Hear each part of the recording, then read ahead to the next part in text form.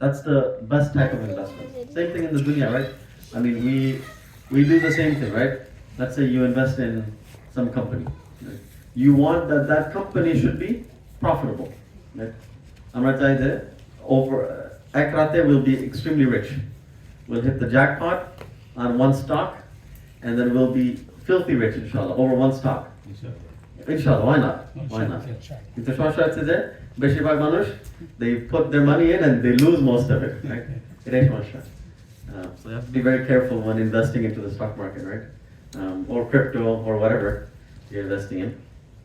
Those of you who invested in crypto early, mashallah, good for you. Those of you who did not, do shukr or do tawbah, whichever, depending on what it is. Be grateful or ask Allah for forgiveness. And maybe Allah will increase the price. And then maybe you'll get your money back. Otherwise, it is what it is, right? But the idea is that the investment, you want to make certain investments that after making those investments, you continue to receive dividends from those investments, right? Dividends, you get the dividends from those investments. Now, what type of dividends? You have some dividends that, for example, they compound, right? They exponentially, they continue to increase. And you have other types that, they give you, for example, one time, for example, you pull out the rewards, you pull out the profits, and you leave it at that. So the idea is that we want to maximize profits. And so we want to do things that will give us maximum dividends, will give us the maximum reward. Money for or a return on our investments. And so there's one hadith, I'll mention the hadith. Rasulullah sallallahu alayhi wa sallam, he says, إِنَّ مِمَّا يَلْحَقُ الْمُؤْمِنَ مِنْ عَمَلِهِ وَحَسَنَاتِهِ بَعْدَ مَوْتِهِ. He says that amongst those things that a person will continuously receive reward for, even after his death. Then Nabi Sallallahu mentions about 7 things. I'll list them, and then we'll go through, maybe 2-3 of them today, and then we will continue, inshallah. I will explain, I'll spend some time on each one, inshallah. This hadith says, عِلْمًا عَلَّمَهُ وَنَشَرَهُ. The first action, or the first thing that benefits a person even after their death is knowledge which they acquire and then they propagate. Knowledge which they acquire, then they propagate. That's the first type of investment. Second, وَلَدًا صَالِحًا تَرَكَهُ. A righteous child that they left. A righteous child that they left. So the child will be a source of investment as well. Third, mushafan warratha. That a person leaves a Quran. Mushaf. Mushaf typically is known as the Quran, right? So someone who leaves a mushaf as inheritance. Number 4, أو مسجدا بنا. Or they build a masjid. أو بيتا لابن السبيل بنا. Number 5 is that they build a place for the travelers. A house that's built for travelers. I will explain on each one of these, inshallah. Number 6, نهرا أجراه. Or a type of flowing water. Or water that's continuously flowing. Number 7, أو صدقة أخرجها من ماله في صحته وحياته يلحقه من بعد موته. Number 7 is a type of sadaqah, a type of charity which they take out from their wealth while they're healthy and alive, and this will benefit them even after their death. So these 7 things, right? I'll talk about all of these 7 things, inshallah, one by one. The first is knowledge. Knowledge which is beneficial and knowledge which is propagated. Now, subhanallah, there are different types of knowledge, and there are different ways to spread knowledge. In the one hadith, the Rasulullah sallallahu alaihi wasallam, he says, "Ballighu anni walau ayah." That convey from me even if you know one ayah. Even if you know one ayah, you should convey. Okay? You learn this one ayah, you learn this one surah, you should teach someone else regarding this one ayah. Right? Now, not only that, now sometimes people they think that I must be a scholar to be able to teach others. But the reality is that that's not necessary. You don't need to be a scholar to teach different people, right? I'll tell you one thing, right? For example, my father, make dua for him, Allah make everything easy for him.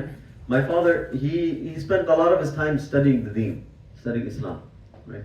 And many years ago, he taught this one person, he taught him how to make wudu. Right? They went in Jamaat, and he taught him how to make wudu.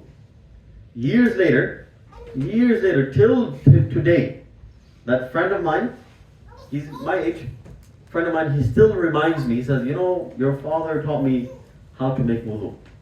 And he remembers, he says, your father taught me to make wudu and also to do khilal between the fingers. He said, I remember that maybe 25 years ago. He taught me how to do this. Until today, he is practicing on whatever my father taught him. Now, my father is not a scholar, but he knows some basic things about Islam. Now, wudu, you don't need to be a scholar to teach about wudu, right? Wudu is fairly simple. But the idea is that if you can teach someone something small even, who knows, for years and years and years, they will benefit from that. And you will also share in the rewards of what they're doing. So imagine how many times this person made wudu. And with that wudu, what good deeds they did. And so on and so forth. Now you take that further. So one is that you teach simple things, right? You teach the basics of Islam. Right? Now, for you to teach the basics of Islam, you have to know the basics of Islam. If you and I, we don't know the basics of Islam, how can we teach the basics of Islam? So Rasulullah sallallahu alaihi wasallam says, "Talabul ilmi faridatun ala kulli muslim." He says that acquiring basic Islamic knowledge is fard on every single Muslim. Every single Muslim must know the bare minimum, whereby you can live your daily life as a Muslim. So, for example, you work in IT, for example. You must know how, if your company, if your job is halal, for example, you have a business. You must know, is my business halal? If what I'm doing, is it halal? Right? You, mashallah, sell drugs.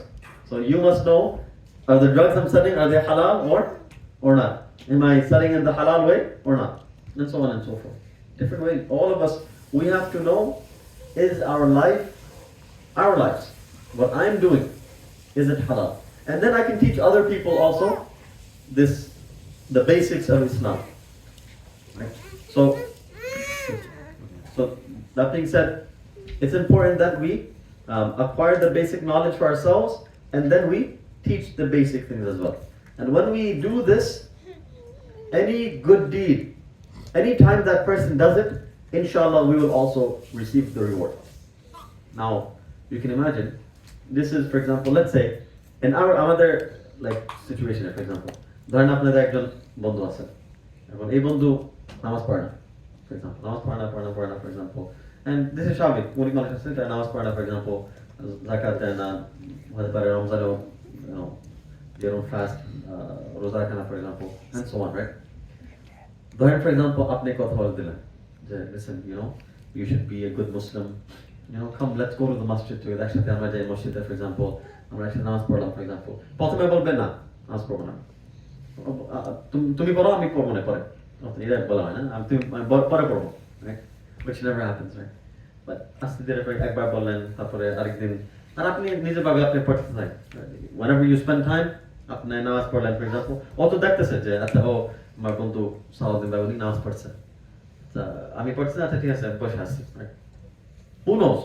One day, একদিন নাকি আরেকদিন হতে পারে that this person, he thinks that mashallah, this friend of mine, he's been telling me কতদিন যাবত উনি বলছে আমাকে যে নামাজ পড়, এখন আমার সমস্যা হচ্ছে, for example, typically সমস্যা হলে তারপরে তো মানুষ নামাজে যায়, right? Typically, right? তো for example, এক সমস্যা হয়েছে, তারপর মনে আসছে যে আচ্ছা একদিন সালাউদ্দিন ভাই বলছিল অথবা তসলিম ভাই বলছিল যে নামাজ পড়লে you'll find peace, for example. তো আচ্ছা একবার নামাজ পড়ে দেখি কি হয়, আসলে peace আসে, for example, আল্লাহ তাআলা সহজ করে দেয়, আল্লাহ তাআলা ওই সমস্যা দূর করে দেয় সবকিছু. Now that person is, now they're thinking, I should pray salah.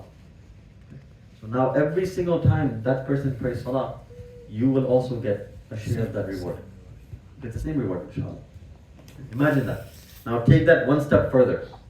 Arak step agai. For example, একজন non-Muslim আছে, আপনার co-worker, for example, অথবা আপনার neighbor, for example, whatever, friend, whatever it is, আপনার একটা non-Muslim আছে, friend. এখন এই non-Muslim friend আপনি কথা বলে দেখলেন, for example, একবার দুইবার and so on and so forth, you introduce Islam to this person. Again, হতে পারে যে আজকে ইসলাম কবুল না করো, কালকে, next year, 5-10 years later, who knows? But at least you planted the seed of Iman. You planted the seed of Islam in his heart.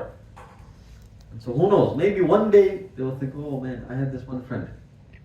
And this Kobe guy, he told me about Islam. And so now this person is now thinking, maybe I should look into Islam. And he accepts Islam. Same thing.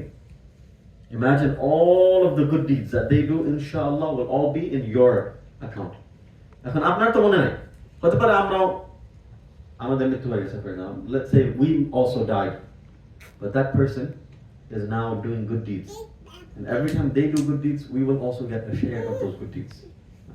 So again, knowledge which is acquired and then shared. This is very, very important. Now, there are many different ways, as I said, to spread knowledge. So one is that you yourself spread the knowledge. Right? Nowadays, alhamdulillah, there are many, many different ways. One is you yourself spread the knowledge. So you have some knowledge, you share it, you spread it with others. This can also be in other ways as well. So for example, you listen to something nice in the khutbah. অথবা for example, হালাকাতে আসেন আপনি, and হালাকাতে আপনি একটা ভালো কিছু শুনছেন, অথবা you learn something new in the halaqah, for example. Now you go back to your family, to friends, whatever, and you say, listen, in Jummah, I learned this today, for example. অথবা নামাজে গেছিলাম, আর নামাজে পরে এই hadith I learned after namaz. Same thing, right? What are you doing? You're just conveying. You're just the message. I learned it. I'm transmitting it to the next person. Same thing. You get the reward of whoever practices on it. Another. Let's take it one step further. For example, someone shares a good message. Now this should be a good message. And now it shouldn't be that we are now spamming, right? We share everything. We forward everything, right? Now we just throw whatever someone sends you, send it to someone else. No. Obviously, this is an authentic hadith, authentic post. You send it to someone else, right? Or a good lecture. You say, listen, and a lot of people, which I don't like, what they do they just post the YouTube link. Now, it's some topic. Why should I listen to it? And who knows who's speaking? Sometimes you don't know the speaker, right? But if you write a short message that, listen, this short 2-minute lecture, I really benefited from this. Take 2 minutes and listen to this. And then you attach like 1-2 sentences that, listen, I really benefited from this. Please take 2 minutes and listen to this, and let me know what you think. And one is, what do? We post it on group chats. Why? We post it for the entire ummah. Many people, they're busy. There's so many group chats. If you want to share something specific without spamming, and share specifically. I'm sending this to Salahuddin Bhai because I know Salahuddin Bhai, he will benefit from this. He will like this. He will learn from this, for example. So that's another way. Let's take it one step further. For example, this social media, for example, right? You have social media, you have now the age of technology, for example. You're able to share, like this is a small gathering here, but who knows? Really, you have no idea. Who knows? Maybe someone will watch this video somewhere. They're living in Bangladesh, for example. They're living in Germany. Who knows? In the UK, for example. Let's say, for example, Kobe, he shared this message and he said, to his family, for example, he's saying, we had this small halaqah and we spoke about a good topic. So I want you to listen to this. And someone listens to it in some other part of the world. Again, same thing. You also get benefit from that as well. And then also, almost 20 minutes are done. I said 20 minutes, I'll stick to 20 minutes, inshallah. Then another is, for example, books, right? Let's say you can author a book, you write a book, and on this topic, and you publish it, for example, and you share it with others. There's this one Bengali, maybe he's in high school, I think he's in college now. He comes to me. He came to me at least 2-3 times already. He's writing a book, short book, maybe 20-30 pages, short book. But he's writing a book. And the title, I think, is something like, the first sentence is, I'm not a scholar, I'm just a brother. and this is my advice based on my own personal experience. And then he goes into it. So he's going around, he's going to different imams. He came to me a bunch of times. Can you review this? Can you, give your input, advice, and so on. But again, same thing. You don't have to be a scholar. We think that I must be a scholar to do it. He's not a scholar. And then, also, when it comes to Islamic books, right? You also do not need to write the book. You can also what? You can buy the book. You buy the book, gift it to someone else. This is a book that I think you will benefit from this book. I bought this book, I want you to read this. On some topic, whatever it is, you give it to him. And so now this person, mashallah, he learns and he benefits from that. Inshallah, you will also benefit, you will also receive reward from that as well. So there are many different ways to what? To spread knowledge. It's not just I must learn and I must teach. Okay? But there are many, many different ways of spreading knowledge. Okay? And then, I don't want to spend too much time on this, but the aspect of our children, right? That's the second one, right? Which وَلَدًا صَالِحًا يَدْعُو لَهُ or وَلَدًا صَالِحًا تَرَكَهُ, that the child that he leaves behind. I'll lead into this point and then we'll stop here and then we'll continue next halaqah, inshallah. But imagine your child, you teach your child good things. You teach your child that listen, you should pray salah, you should go to the masjid, you should read the Quran, and so on. And your child, because apna Sheikh hai said, এখন নামাজ পড়ছে, Quran পড়ছে, for example, masjid যাচ্ছে, for example. But now, you as a father, as a mother, you will get the reward of that.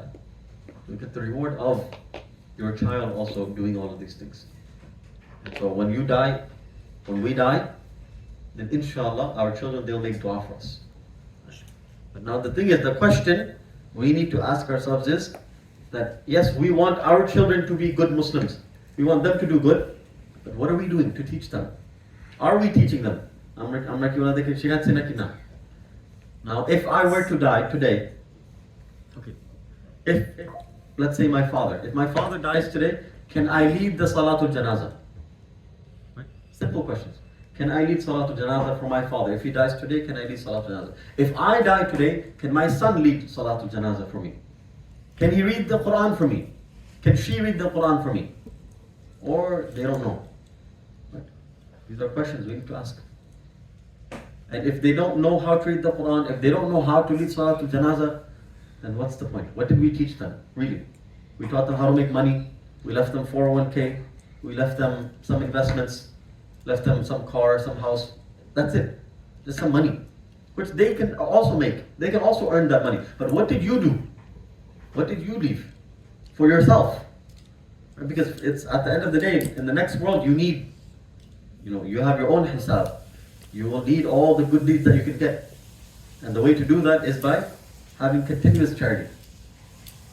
So that, 1, 2, 3, 4 generations later, inshallah, they'll make dua for you. Now, I'll leave one scary thing and then I will end off. Imagine, again, I'm not sure I talk about Sheikh Ashi, for example. We all immigrated, right? And so now, we came to this country. Think about it. 1, 2, 3 generations, maybe max. After 3 generations, it's unlikely they will remember us. They will remember someone came to America and who knows what they did, right? Seriously, right? Who knows? They came to America, they did something, they brought us to this country. Maybe they'll go back to Bangladesh, who knows? You never know, right? Maybe they want to go back to Bangladesh. But maybe, inshallah, Bangladesh will be, very nice by then, inshallah. The next 2 generations, inshallah, who knows? You never know, right? Maybe Bangladesh will be next superpower, inshallah. Why not, right? But point being is that 3, 4 generations later, they will not know our name. Ask yourself, who's your, I don't know. How many of you know your 4th grandfather? I don't know my 3rd grandfather. I know my grandfather and that's it. Like, seriously. I think my mom told me one time, 3rd maybe, but 4th no. 4th, we don't know. You know your father? You know your grandfather? What's his? This one is like, maybe, maybe not. This one, no. Very, very, very few people know 4. And then 5, 6, 7, 8, like forget that no one knows. This is what? This is 100 years. This is 100 years. Within 100 years, everyone will forget who I am. People will forget me, people will not know my name, people will not know anything. So now, that's the bottom line. What am I doing that 100 years, inshallah, people will remember me? I'm talking our own kids. I'm not talking about my friend, my cousin. I'm talking about my own kids, my own grandchildren. Will they remember me? That's the question. And if we don't teach them about the deen, if we don't encourage them to practice the deen, and if we don't leave them some deeny benefit, right? That yes, my great grandfather, he came to America, but he taught us the Quran, she taught us deen, my grandmother taught us the deen, and now, alhamdulillah, we're still Muslims. Another scary thought. Alhamdulillah, they're born Muslims. But who knows, if I don't teach them Islam, and I die tomorrow, who knows if they will remain as Muslims? How many, I keep saying this all the time, how many people they call me, they say, I want to marry a non-Muslim. I want to marry a Hindu, I want to marry someone else, whatever it is. From Bangladesh, right? Bengali. And I'm sure you all have attended many weddings where Bengali marries what? Some non-Muslim, or like someone who says they converted to Islam, they said they accepted Islam. I said, who knows, maybe it's true. Right? I did a nikah last week. It was Pakistani. He said his wife accepted. I have no idea. I don't know if she accepted Islam. The father said, I am witness that she accepted Islam. I said, okay, that's between you and Allah. Now I don't know anything else. You said you're a witness? Okay, that's it. But how many people, right? I did one nikah. I did one wedding. This is a couple years ago. I did one nikah at one person's house. Right? And it was a small wedding. The guy was white, the girl was Bengali. Right? Now, so we did the shahada. I remember, I'm like visualizing it. We did the shahada in the kitchen, or the dining table, and then we came and we did the nikah in the living room. Okay? We did the nikah. After I did the nikah, the bride, she was young, right? She was young. She's like going around giving hugs. She came to give me a hug. She came. I said, no, I'm okay, thank you. But Bengali, but they're so far from Deen. So far from the, I said, no, thank you, I don't want the hug. You can keep your hug, give your hug to your husband. Right? But this is where we are.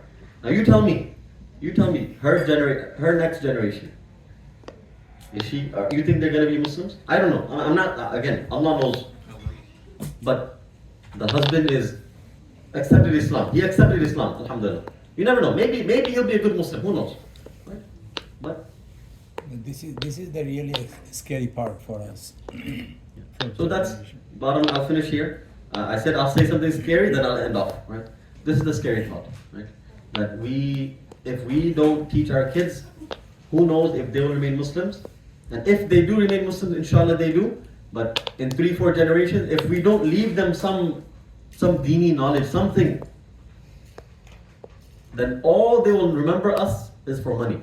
If they do remember us. If they do remember us, they will only remember for money. Otherwise, they will not say, my grandfather, he used to pray salah. For example, remember Taslim Bhai's father-in-law, for example. We remember them in good ways. That mashallah, he used to pray salah, he used to do this, he used to do that.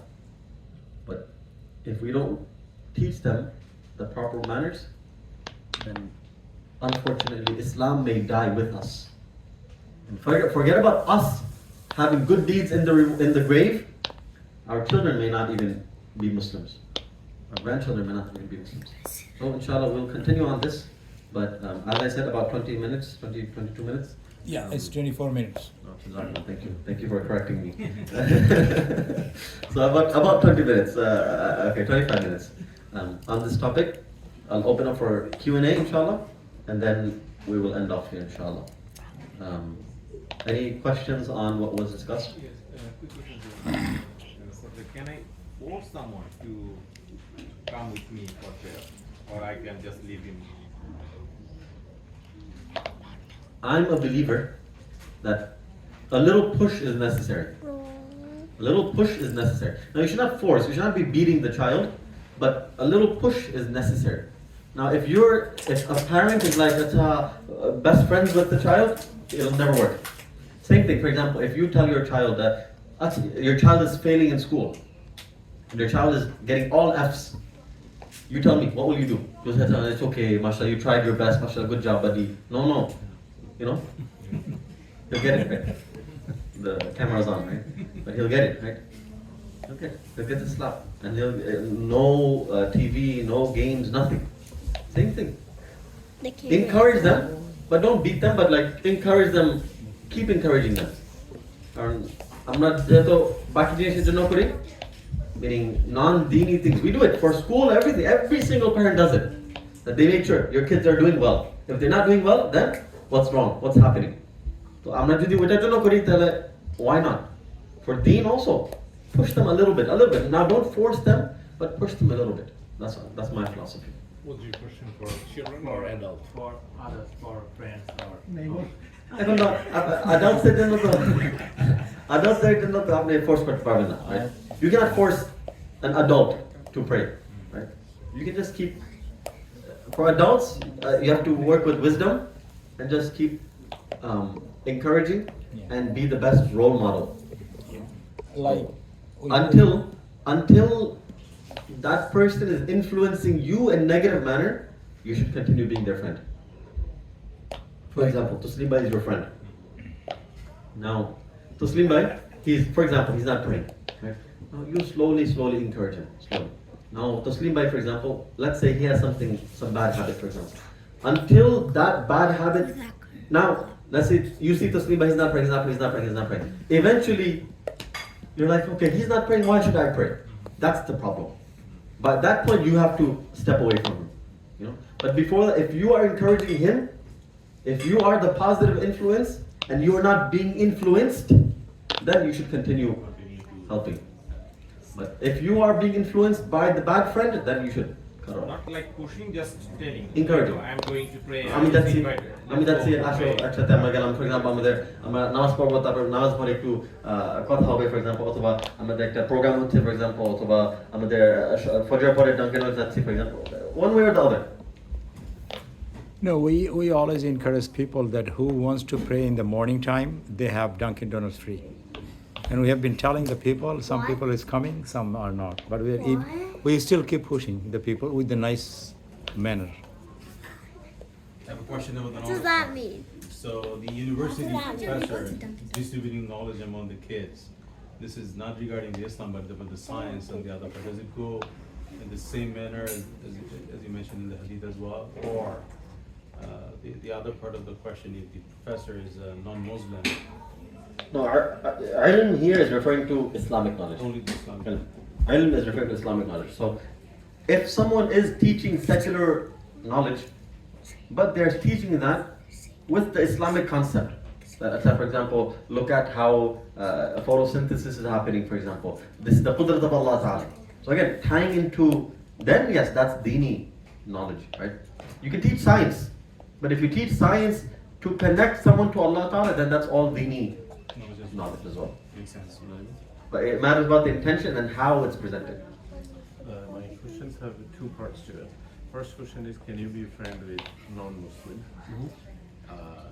And can you call him or consider him as a non-Muslim?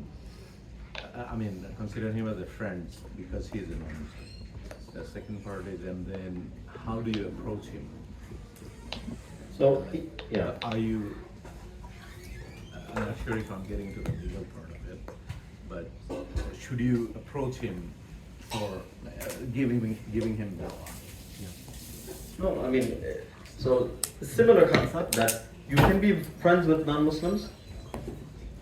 Allah Ta'ala says in the Quran, He speaks about being, you should not make non-Muslims your close confidant. Meaning where you're telling them your deep secrets and so on. But if you are influencing them in the positive manner, then yes, you can be Muslim. You can be friends with non-Muslims as well. But again, same thing. If they are influencing you, let's say they're saying, hey, we're gonna go to this bar, for example, and initially you say, no, we're not gonna go. But eventually, slowly, if they are able to influence you, then you say, no, I'm sorry, this is wrong. I cannot maintain this relationship. Nothing wrong with it until they are influencing you and you're not influencing them. Can you trick someone into saying the Shahada? You can, so not trick, but it doesn't really count, right? Shahada is, or accepting Islam is iqrar bil lisan, right? One is that you are admitting on your tongue, and second is that you are believing in it, and wal amal bil arkan, and that you're also practicing on it. So it's all three. It's not just, okay, I'm going to tell this Joe, hey Joe, repeat after me, ashhadu, and then make him, or say la ilaha illallah. He says la ilaha illallah. That doesn't mean he's a Muslim. Understand? For a Muslim, you need three conditions. One is that you admit on your tongue, you believe in your heart, and then you practice on it. So, but then, like, let's say you speak to a friend, and you teach your friend, this is Islam, this is about Islam, and so on. And then you say, he says, you know what, I will think about it. He says, I'll think about Islam. So you say, okay, fine. If you want to accept Islam, all you have to say is this word, or these sentences. Why don't you try it? Try it. Say after me. Say la ilaha illallah, Muhammadur Rasulullah, Muhammadur Rasulullah. So you say the kalima, and then let them be. I know there's one sheikh, he's not a scholar, but he's just a da'i, right? In Boston. He goes around and he gives da'wah like this. He gives da'wah, and then those who accept, they accept. Those who do not accept, he just tells them, say the kalima after me. And at least they said kalima one time. You know what I mean? You never know, maybe Allah Ta'ala will save them from Jahannam because of that one time they said kalima. Or, you never know, because of the power of the kalima, it could be that it sparks something in his heart. You understand? One day maybe they'll accept Islam, because that's kalima is powerful. Kalima is very powerful. Maybe it sparks something in his heart. Any other questions? You guys finished playing? Any other questions from the Bhabis? So kids, this halaqah is for you guys. Yes, so do you have any questions, anybody? Any other question? Any questions? You should not be playing with cars and other things during the time. Yeah. Focused. Don't put those away. I think there is a question. Yeah. Would you like get bad deeds if you made somebody say the Shahada but like they never wanted to be Muslim? No, not really. Again, you don't force them. You cannot force them to accept Islam. But if you encourage them and they accept, they say the kalima, alhamdulillah, good. You cannot force anyone to accept Islam. ভাবিদের কোনো question আছে? বলেন Could they even hear us? Mic আছে তো? একটা জিনিস ভালো লাগছে যে যে বাচ্চাদেরকে ফোর্সিং করলে আসলে ওরা করবে না, ওদের সাথে বাবা মা করলে তখন, রাইট? 100%. কথা বলো তো? So one thing is that, yeah, right. See, the parents have to understand that parents must lead by example. If parents are not leading by example, why should the child do it? If parents are telling children that you must read the Quran, and then the child says, Baba, you're not reading Quran, or Mama, you're not reading Quran, so why should the child read the Quran? You know what I mean? Many parents, they think like, okay, it's too late for me, I'm going to Jahannam, my child will save me from Jahannam. So this is not fair. Right? You cannot put that responsibility on the child. Right? You have to do you'll be in your grave, they'll be in their graves. You have to do your own part. Questions? Sister side? Any other questions? Yeah, can I ask a question, please? So I just had a clarification. People said that using the toilet, you should not read any books or any type of Quranic verse. Is that true? I don't know what the question was. The question is like a lot of people, I mean, just a clarification I need, like a lot of people are saying, if you use the toilet, you should read books, what you do in the toilet, so Quranic ayah. আমি খালি গলায় বলে just a second ভাবে খালি গলায় বলে দেখেন এটা What? I did not hear any of that.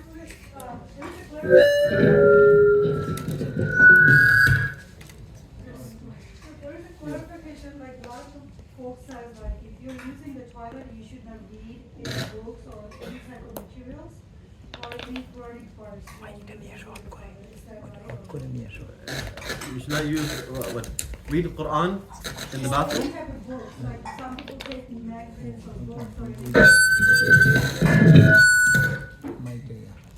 ওই মাইকটা অফ করে দিলেই হবে। অফ করে দিতে হবে, ওই স্পিকারটা অফ করে দিতে হবে। হ্যাঁ, বাস তাহলে ঠিক সরি আছে। মাইকটা। It's fine, everything is fine. Push it up, push it up. So yes, Or down, down, down. Yeah, perfect. so for yes, Quranic material, yes, definitely you should not listen to or read in the bathroom, obviously, right? But as for magazines and phones and stuff like that, yes, ideally you should not. Ideally you should not. End of discussion. Like, ideally you should not be using other things, your phones and other things in the bathroom. Right? Bathroom is meant for bathroom. Use the bathroom and then you leave. Right? So, is it haram? Not really. You can't say haram. Haram is very difficult. Like haram is very severe, right? I know in our culture, sab kichu haram ho jata, right? But haram is not easy to say. Haram is very difficult to say, right? So. Considered a dislike or? 100%. Dislike should be there. 100% dislike will be there. Why? Because you're wasting time. Number two, maybe you're, I don't know, listening or saying something in the phone or something. All of these things, yes, definitely dislike. As for haram, that's difficult to say. Can I ask one more question? This person. So I have another question, like, is anybody willing to mail some Quran or Quranic ayat or verse of the Quran via email or mail? Is it by the law, is it Islamic, is it legitimate or is it against the law? Meaning what, Islamic law? Yeah, like for example, if you want to send a Surah Nisa or, or Surah Maryam to via mail to other folks or a specific address of the Like mail? Like actual mail? actual mail. Why? I mean, if anybody wants to, do a dawah like that, is that permissible? I mean, so typically our scholars, they say that you should not print only English translations of the Quran, but rather you must always print Arabic with whatever translation you want. So if you do want to send translations, you should send it with the Arabic. Now the problem is sending it with mail is that people may disrespect it, right? So just you have to be careful that if you are sending it, you should make sure that the recipient, they will be respectful of the text and so on. But random houses, Can you repeat the question? people send messages, like, is it doable or not? Because you don't know of the other side, or you can accept it.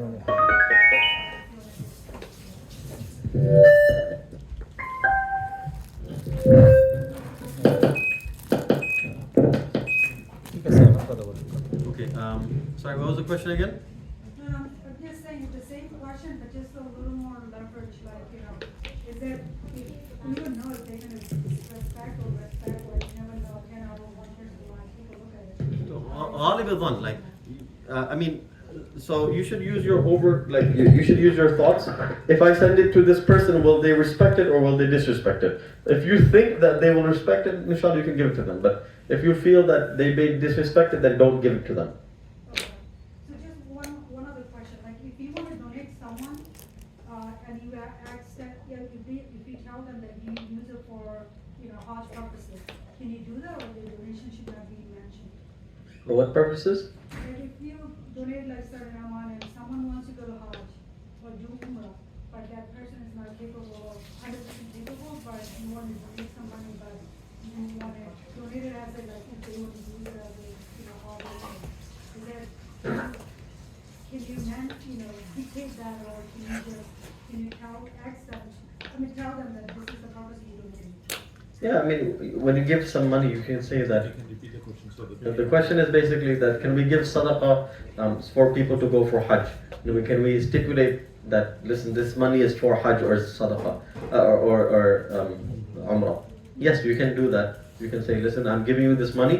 I would like for you to use this for Umrah or Hajj specifically. Yeah, you can do that. So one other question. But one thing. But on that note, you cannot enforce it though, right? I mean, there's nothing, like you give them the money, you tell them that this is my request. I would like for you to use this for Umrah or Hajj. If they want to do whatever they want, that's up to them, right? You cannot, on the other hand, what you can do is you can buy them the ticket or pay for it specifically, but if you're giving them a gift, they're not required to use it in the way that you want it. A gift cannot have conditions. So if I'm giving a gift, I cannot say, I'm giving you this gift, but. No. Gift is gift. There's no buts or if with it. So you give a gift, you give the gift. And now if you want to make sure they use it for Umrah, you can say, listen, I'll book your ticket, for example, or I'll book your hotel or something like this. You can do that. And sorry, if nobody has anything else, I just want to ask one more question that if a raising girl doesn't like to wear hijab, but how sinful it is to not to wear hijab, or is there something that they should be accountable in a year after that, you will be going through punishment because you didn't wear hijab? Look, many people, they misunderstand. They think hijab is an option. Hijab is not an option. Right? Hijab is not an option. Yes, technically you have the option to wear it or not. Just like I have the option to go to Jahannam or not. Right? Like I have the option to steal or not to steal. Right? Same thing. A woman has the option to wear the hijab or not. But in reality, it's not an option. She must do it. She must wear the hijab. So if she does not wear the hijab, of course, she's not fulfilling one of the commandments of the Quran. Right? So therefore, yes, she will be held accountable. Allah Ta'ala will hold her accountable. Now, go ahead.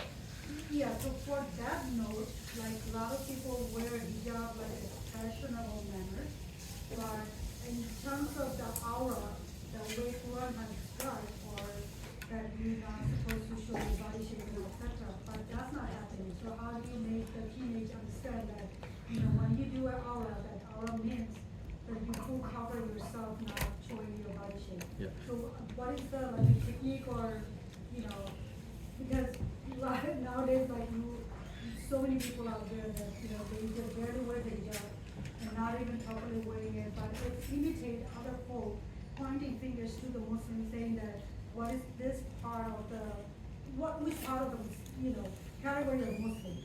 Right, yeah. So the thing is, look, a few things, right? Number one is when the daughter is now 13, for example, now you say, you must wear the hijab.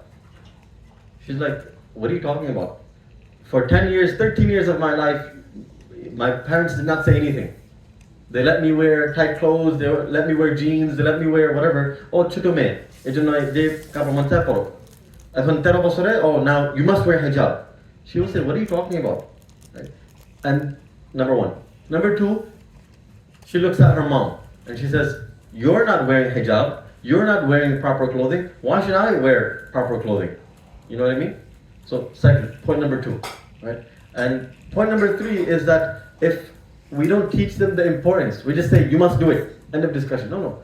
From the beginning, you have to teach them that, listen, hijab is not just a headscarf.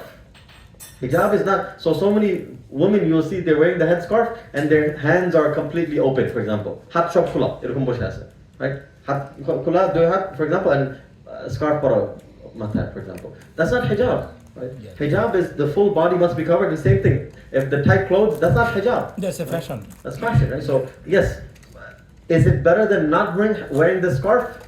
No, of course not, right? Yes, at least she's wearing the scarf. But is that ideal? No, it's not ideal. Right? So yes, there are many girls who are wearing tight clothes, who are not wearing the proper hijab. You have to explain to them nicely that this is what it is. This is how you must wear. This is the proper attitude, and so on. Right? So that's all. Part of how we must teach. We must teach our daughters from a young age. We teach our children. You must teach the sons that you must pray Salatul Janazah. If I die, you must lead my Salatul Janazah. If you must know how to read the Quran, and so on and so forth. So boys have different responsibilities. Girls have responsibilities also. You must teach them that, listen, you must wear the hijab properly, you must do X, Y, Z, 1, 2, 3, these kind of things as well. I have a question on that, especially the scarf or hijab. There is a teenage girls, the parents force her to wearing the hijab, right? And then when she's going to the school, right? And she wearing the hijab, and before get in the bus, she changed the dress right away. That's very common. That's very common. So that's why we should not force them. That's very common. Again, forcing does not help. Yeah. Okay, I need to go. Yeah.